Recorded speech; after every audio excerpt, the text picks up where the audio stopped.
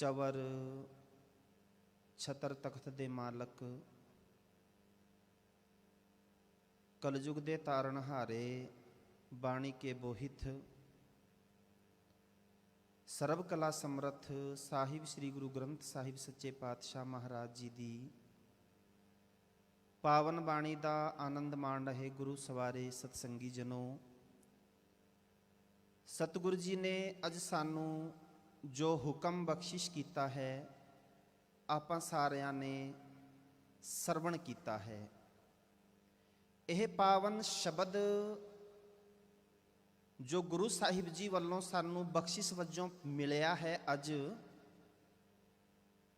सूही राग अंदर पंचम पातशाह साहिब श्री गुरु अर्जन देव जी महाराज शहीदां दे सिरताज तिनां दी मुबारक रसना तो उचारण किया होया धन सतगुरु साहिब श्री गुरु ग्रंथ साहिब सच्चे पातशाह महाराज जी दे पावन अंग नंबर 749 अते 750 उपर सुशोभित है, सुभायमान है। अक्सर जदों असी गुरबाणी का हुक्म सुनते हाँ ना, कई बारी मन विच ख्याल आउंदा है कि अज दा हुक्म तो बहुत वधिया आया है। नहीं, गुरु जी का जिहड़ा हुक्म है वो हमेशा ही वधिया है, वो साडे भले लई है। जेकर गुरु जी आखदे हन ना, तुद चित आए महा आनंदा जिस विसरै मर जाए, तो वो भले लई है साडे, कि जेकर तू सानू चेते आ जाता है ना, तो महा आनंद पैदा हो जाता है अंदर।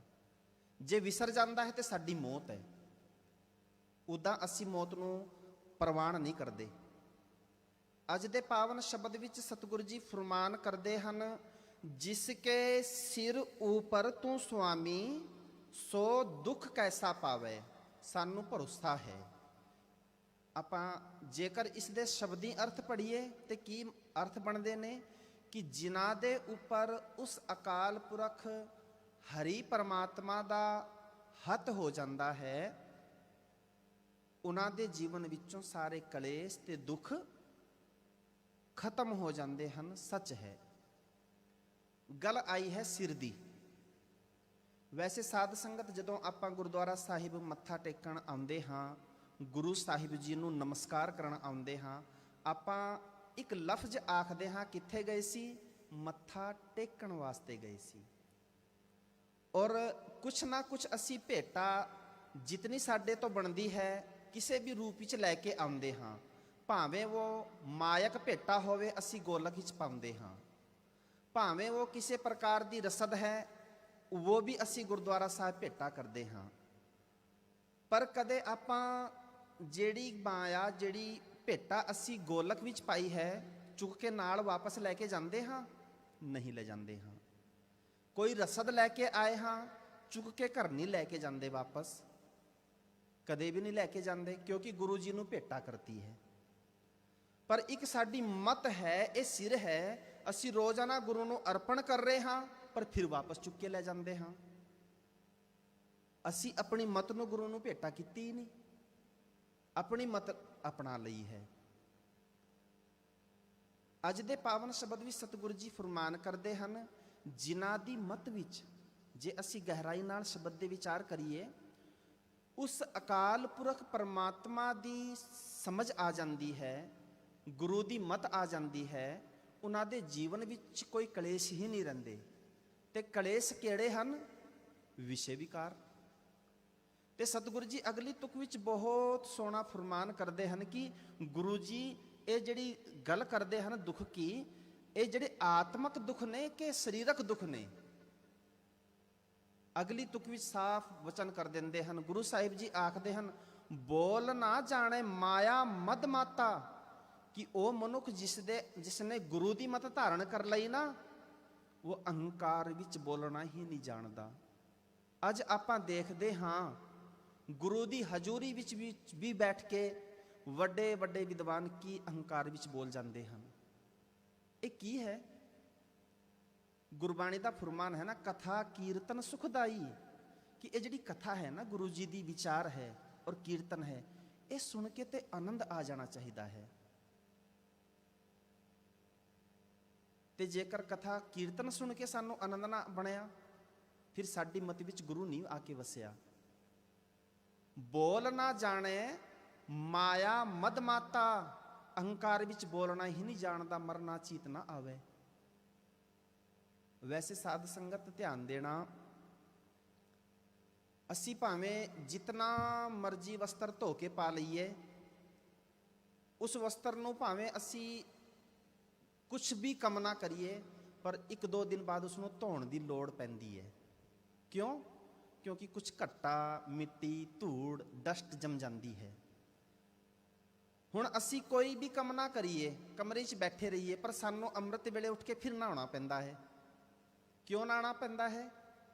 ਇਸ ਕਰਕੇ ਨਹਾਉਣਾ ਪੈਂਦਾ ਹੈ ਕਿ ਜਿਹੜਾ ਸਾਡਾ ਸਰੀਰ ਹੈ ਉਹ ਕਿਤੇ ਨਾ ਕਿਤੇ ਮੈਲਾ ਹੋ ਜਾਂਦਾ ਹੈ, ਕਿਤੇ ਨਾ ਕਿਤੇ ਮੈਲਾ ਹੋ ਜਾਂਦਾ ਹੈ। ਪਰ ਸਤਿਗੁਰੂ ਜੀ ਆਖਦੇ ਹਨ ਕਿ ਜੇਕਰ ਤੈਨੂੰ ਕੋਈ ਬਖਸ਼ਿਸ਼ ਹੋਈ ਹੈ ਨਾ, ਕੋਈ ਵਡਿਆਈ ਮਿਲੀ ਹੈ, ਤੇ ਤੈਨੂੰ ਹੁਣ ਲੋੜ ਹੈ ਸੁਚੇਤ ਹੋਣ ਦੀ। ਕੀ ਸੁਚੇਤ ਹੋਣ ਦੀ? ਜੇਕਰ ਤੈਨੂੰ ਕੋਈ ਸੇਵਾ ਮਿਲੀ ਹੈ ਤਾਂ ਵੀ ਸੁਚੇਤ ਹੋ ਜਾ, ਕਿਤੇ ਅਹੰਕਾਰ ਨਾ ਆ ਜਾਵੇ। ਸਤਿਗੁਰੂ ਜੀ ਦਾ ਫਰਮਾਨ ਹੈ ਨਾ, ਗੁਰੂ ਅਮਰਦਾਸ ਪਾਤਸ਼ਾਹ ਜੀ ਦਾ ਵਡਹੰਸ ਰਾਗ ਵਿੱਚ ਆਖਦੇ ਹਨ। ਗੁਰੂ ਅਮਰਦਾਸ ਪਾਤਸ਼ਾਹ ਜੀ ਦਾ ਬਹੁਤ ਸੋਹਣਾ ਬਚਨ ਹੈ ਕਿ ਸਾਨੂੰ ਅਹੰਕਾਰ ਸਾਨੂੰ ਕਿਵੇਂ ਚਿਮੜਦਾ ਹੈ ਆ ਕੇ। ਹੋਮੈ ਨਾਵੇ ਨਾਲ ਵਿਰੋਧ ਹੈ, ਦੋਏ ਨਾ ਵਸੈ ਇਕ ਠਾਏ। ਕਿ ਜਿਹੜਾ ਹੋਮੈ ਹੈ ਨਾ, ਹੰਕਾਰ ਹੈ, ਤੇ ਇਹ ਨਾਮ ਦੇ ਨਾਲ ਇਸ ਦੀ ਬਣਦੀ ਨਹੀਂ ਹੈ, ਆਪਸ ਵਿੱਚ ਲੜਾਈ ਹੈ। ਜਿੱਥੇ ਹੋਮੈ ਹੋਏਗੀ ਉੱਥੇ ਨਾਮ ਨਹੀਂ ਹੋਏਗਾ, ਜਿੱਥੇ ਨਾਮ ਹੋਏਗਾ ਉੱਥੇ ਹੋਮੈ ਨਹੀਂ ਹੋਏਗੀ। ਹੋਮੈ ਨਾਵੇ ਨਾਲ ਵਿਰੋਧ ਹੈ, ਦੋਏ ਨਾ ਵਸੈ ਇਕ ਠਾਏ। ਹੋਮੈ ਵਿੱਚ ਸੇਵਾ ਨਾ ਹੋਵਈ, ਤਾਂ ਮਨ ਬਿਰਥਾ ਜਾਏ। ਜੇਕਰ ਹੰਕਾਰ ਹੈ ਨਾ, ਤੂੰ ਸੇਵਾ ਨਹੀਂ ਕਰ ਸਕਦਾ, ਭਾਵੇਂ ਉਹ ਕਿਸੇ ਵੀ ਕਿਸਮ ਦੀ ਸੇਵਾ ਹੈ ਜਿਹੜੀ ਗੁਰੂ ਨੇ ਤੈਨੂੰ ਦਿੱਤੀ ਹੈ। ਕਈ ਵਾਰੀ ਸਾਨੂੰ ਸੇਵਾ ਕਰਕੇ ਵੀ ਅਹੰਕਾਰ ਆ ਜਾਂਦਾ ਹੈ। ਕਈ ਵਾਰੀ ਸਾਨੂੰ ਇਸ ਗੱਲ ਦਾ ਵੀ ਅਹੰਕਾਰ ਆ ਜਾਂਦਾ ਹੈ ਕਿ ਅੱਜ ਮੈਂ 5 ਬਾਣੀਆਂ ਦਾ ਨਿਤਨੇਮ ਕਰ ਲਿਆ। ਕਈ ਵਾਰੀ ਸਾਨੂੰ ਇਸ ਗੱਲ ਦਾ ਵੀ ਅਹੰਕਾਰ ਆ ਜਾਂਦਾ ਹੈ ਕਿ ਅਸੀਂ ਅੰਮ੍ਰਿਤ ਵੇਲੇ ਉੱਠ ਕੇ ਮੈਂ ਨਾਮ ਸਿਮਰਨ ਕੀਤਾ ਹੈ। ਨਹੀਂ, ਗੁਰੂ ਕਰਾਉਂਦਾ ਹੈ ਸਾਰਾ ਕੁਝ। ਗੁਰੂ ਜੀ ਦੇ ਅੱਗੇ ਨਿਮਰਤਾ ਵਿੱਚ ਆ ਕੇ ਅਰਦਾਸ ਕਰਿਆ ਕਰ ਭਾਈ। ਤੇ ਗੁਰੂ ਜੀ ਕੀ ਆਖਦੇ ਹਨ? ਗੁਰੂ ਅਮਰਦਾਸ ਪਾਤਸ਼ਾਹ ਜੀ, ਹਰ ਚੇਤ ਮਨ ਮੇਰੇ ਤੂੰ ਗੁਰੂ ਕਾ ਸ਼ਬਦ ਕਮਾਏ। ਕਿ ਤੂੰ ਗੁਰੂ ਦਾ ਸ਼ਬਦ ਨੂੰ ਕਮਾ। ਤੇ ਜੇਕਰ ਤੂੰ ਅਹੰਕਾਰ ਤੋਂ ਮੁਕਤ ਹੋਣਾ ਚਾਹੁੰਦਾ ਹੈ, ਹੁਕਮ ਮੰਨੇ ਤਾਂ ਹਰ ਮਿਲੇ। ਜੇਕਰ ਗੁਰੂ ਜੀ ਦਾ ਹੁਕਮ ਮੰਨੇਗਾ ਨਾ, ਜਿਹੜਾ ਆਪਾਂ ਸੁਣਦੇ ਹਾਂ, ਤਾਂ ਹਰ ਮਿਲੇ, ਤੈਨੂੰ ਪਰਮਾਤਮਾ ਮਿਲ ਜਾਣਾ ਹੈ। ਵਿੱਚੋਂ ਹੋਮੈ ਜਾਏ ਤੇ ਸਾਰੇ ਤੇਰੇ ਜੀਵਨ ਵਿੱਚੋਂ ਜਿਹੜੀ ਹੋਮੈ ਹੈ ਨਾ, ਹੰਕਾਰ ਹੈ, ਉਹ ਖਤਮ ਹੋ ਜਾਣਾ ਹੈ। ਅੱਜ ਦੇ ਪਾਵਨ ਸ਼ਬਦ ਵਿੱਚ ਸਤਿਗੁਰੂ ਜੀ ਆਖਦੇ ਹਨ, ਮੇਰੇ RAM ਰਾਏ ਤੂੰ ਸੰਤਾਂ ਕਾ ਸੰਤ ਤੇਰੇ। ਉਹ ਅਕਾਲ ਪੁਰਖ ਨਾ, ਜਿਹੜੇ ਉਸ ਪਰਮਾਤਮਾ ਨੂੰ ਆਪਣਾ ਸਭ ਕੁਝ ਅਰਪਣ ਕਰ ਦਿੰਦੇ ਹਨ, ਪਰਮਾਤਮਾ ਉਹਨਾਂ ਨੂੰ ਆਪਣੀ ਗਲਵਕੜੀ ਵਿੱਚ ਲੈ ਲੈਂਦੇ ਹਨ। ਕਿਵੇਂ ਲੈ ਲੈਂਦੇ ਹਨ? ਤੇਰੇ ਸੇਵਕ ਕੋ ਭੋ ਖਿਚ ਨਾਹੀਂ, ਜਮ ਨਹੀਂ ਆਵੇ ਨੇਰੇ। ਜਿਹੜੇ ਉਸ ਦੇ ਸੇਵਕ ਬਣ ਜਾਂਦੇ ਹਨ, ਉਹਨਾਂ ਦੇ ਕੋਲ ਤੇ ਆ ਕੇ ਜਿਹੜਾ ਮੌਤ ਦਾ ਡਰ ਕਈ ਵਾਰੀ ਸਾਨੂੰ ਵਿਆਪਦਾ ਹੈ ਨਾ, ਸਹਿਮ ਜਾਂਦੇ ਹਾਂ ਅਸੀਂ, ਮੌਤ ਦੇ ਕਰਕੇ ਸਹਿਮਦੇ ਹਾਂ। ਕਿਤੇ ਮਾੜੀ ਜੀ ਸਾਡੇ ਤੇ ਕੋਈ ਭੀੜ ਭੜ ਆਵੇ, ਅਸੀਂ ਸਹਿਮ ਜਾਂਦੇ ਹਾਂ। ਕਿਉਂ? ਕਿਉਂਕਿ ਡਰ ਹੈ। ਜਮ ਨਹੀਂ ਆਵੇ ਨੇ, ਤੇਰੇ ਕੋਲ ਤੇ ਆ ਕੇ ਮੌਤ ਦਾ ਸਹਿਮ ਵੀ ਨਹੀਂ ਟੁਕੇਗਾ। ਸਤਿਗੁਰੂ ਜੀ ਆਖਦੇ ਹਨ, ਜੋ ਤੇਰੇ ਰੰਗ ਰਾਤੇ ਸੁਆਮੀ, ਤਿਨਕਾ ਜਨਮ ਮਰਨ ਦੁਖ ਨਾਸਾ। ਜਨਮ ਤੇ ਮਰਨ ਦਾ ਚੱਕਰ ਹੀ ਖਤਮ ਹੋ ਗਿਆ। ਸਤਿਗੁਰੂ ਜੀ ਦਾ ਫਰਮਾਨ ਹੈ ਨਾ, ਜੰਮਣ ਮਰਨ ਨਾ ਤਿਨਕੋ, ਜੋ ਹਰ ਲੜ ਲਾਗੇ। ਜਿਹੜੇ ਉਸ ਹਰੀ ਪਰਮਾਤਮਾ ਦੇ ਲੜ ਚਰਨੀ ਲੱਗ ਜਾਂਦੇ ਹਨ, ਉਹਨਾਂ ਨੂੰ ਜੰਮਣ ਮਰਨ ਨਹੀਂ ਆਉਂਦਾ। ਜੀਵਤ ਸੇ ਪ੍ਰਵਾਨ ਹੋਏ, ਉਹ ਜਿੰਦੇ ਜੀ ਹੀ ਪ੍ਰਵਾਨ ਹੋ ਜਾਂਦੇ ਹਨ। ਕਦੋਂ? ਹਰ ਕੀਰਤਨ ਜਾਗੇ। ਜੇਕਰ ਜਾਗਣ ਦਾ ਮਤਲਬ ਹੈ ਸੁਚੇਤ ਹੋ ਕੇ ਗੁਰੂ ਦੇ ਕੀਰਤਨ ਨਾਲ ਜੁੜ ਜਾਵੇ ਨਾ ਬੰਦਾ, ਤੇ ਜੰਮਣ ਮਰਨ ਨਾ ਤਿਨਕੋ ਜੋ ਹਰ ਲੜ ਲਾਗੇ। ਜੀਵਤ ਸੇ ਪ੍ਰਵਾਨ ਹੋਏ, ਜਿੰਦੇ ਜੀ ਪ੍ਰਵਾਨ ਹੋ ਜਾਂਦੇ ਹਨ। ਹਰ ਕੀਰਤਨ ਜਾਗੇ। ਸਤਿਗੁਰੂ ਜੀ ਆਖਦੇ ਹਨ, ਉਹਨਾਂ ਦੇ ਜੀਵਨ ਵਿੱਚੋਂ ਜਨਮ ਤੇ ਮਰਨ ਦਾ ਦੁੱਖ ਜਿਹੜਾ ਹੈ, ਕਲੇਸ਼ ਹੈ, ਉਹ ਖਤਮ ਹੋ ਜਾਂਦਾ ਹੈ। ਵਿਸ਼ੇ ਵਿਕਾਰ ਖਤਮ ਹੋ ਜਾਂਦੇ ਹਨ। ਤੇਰੀ ਬਖਸ਼ ਨਾ ਮਿਟੈ ਕੋਈ, ਸਤਿਗੁਰ ਕਾ ਦਿਲਾਸਾ। ਉਹਨਾਂ ਨੂੰ ਇਸ ਗੱਲ ਦਾ ਪੱਕਾ ਦ੍ਰਿੜ ਵਿਸ਼ਵਾਸ ਹੋ ਜਾਂਦਾ ਹੈ ਕਿ ਜਿਹੜੀ ਉਸ ਅਕਾਲ ਪੁਰਖ ਪਰਮਾਤਮਾ ਦੀ ਰਹਿਮਤ ਮੇਰੇ ਤੇ ਹੋਈ ਹੈ ਨਾ, ਉਸ ਨੂੰ ਕੋਈ ਮਿਟਾ ਨਹੀਂ ਸਕਦਾ। ਪਰ ਅੱਜ ਅਸੀਂ ਡਰਦੇ ਹਾਂ, ਬਾਣੀ ਪੜ੍ਹਦੇ ਹਾਂ ਤੇ ਇਹ ਵੀ ਆਖਦੇ ਹਾਂ ਕਿਸੇ ਦੀ ਨਜ਼ਰ ਨਾ ਲੱਗ ਜਾਵੇ। ਘਰ ਵਿੱਚ ਬੱਚੇ ਨੇ ਜਨਮ ਲਿਆ, ਗੁਰੂ ਸਾਹਿਬ ਜੀ ਦੇ ਅੱਗੇ ਅਰਦਾਸ ਕੀਤੀ ਪਰ ਕਾਲਾ ਟਿੱਕਾ ਵੀ ਲਾਤਾ। ਕਿਉਂ? ਡਰਦੇ ਹਾਂ ਕਿਸੇ ਦੀ ਨਜ਼ਰ ਨਾ ਲੱਗ ਜਾਵੇ।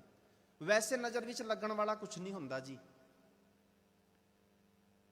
ਕੁਝ ਨਹੀਂ ਹੁੰਦਾ ਨਜ਼ਰ ਵਿੱਚ ਲੱਗਣ ਵਾਲਾ।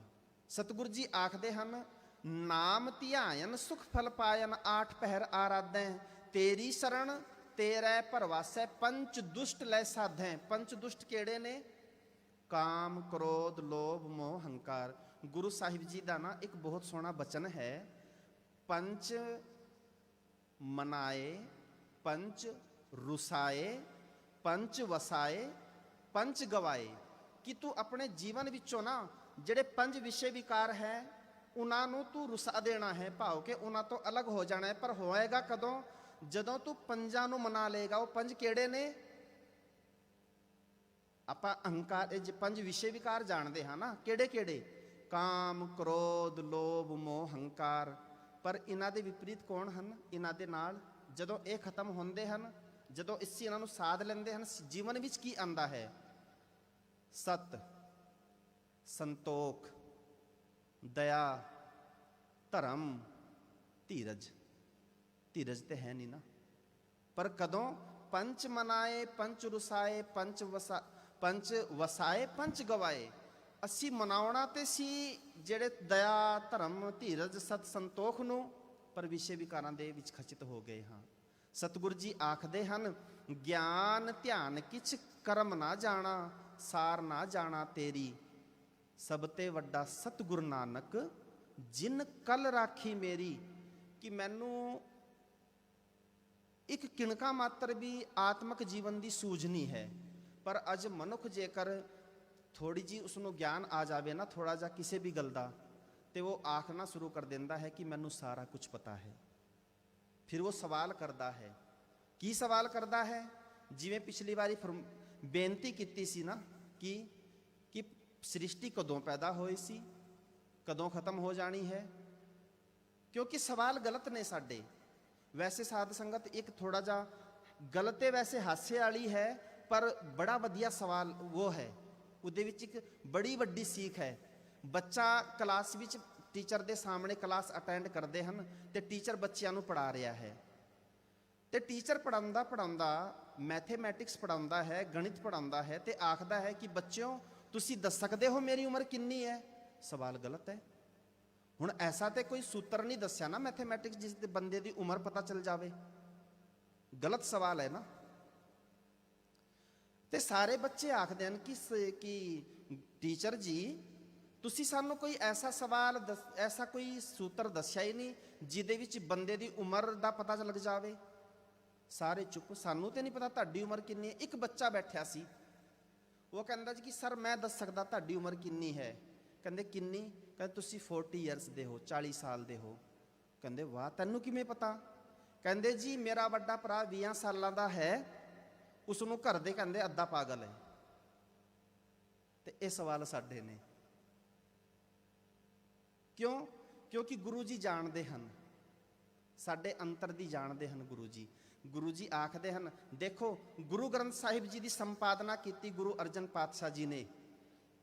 ਲੋਕਿੰਗ ਸਿਸਟਮ ਗੁਰੂ ਗ੍ਰੰਥ ਸਾਹਿਬ ਵਿੱਚ ਐਸਾ ਰੱਖਿਆ ਹੈ, ਇੱਕ ਵਰਡ ਅਸੀਂ ਗੁਰੂ ਗ੍ਰੰਥ ਸਾਹਿਬ ਜੀ ਵਿੱਚ ਐਡ ਨਹੀਂ ਕਰ ਸਕਦੇ, ਇੱਕ ਵਰਡ ਕੱਢ ਨਹੀਂ ਸਕਦੇ।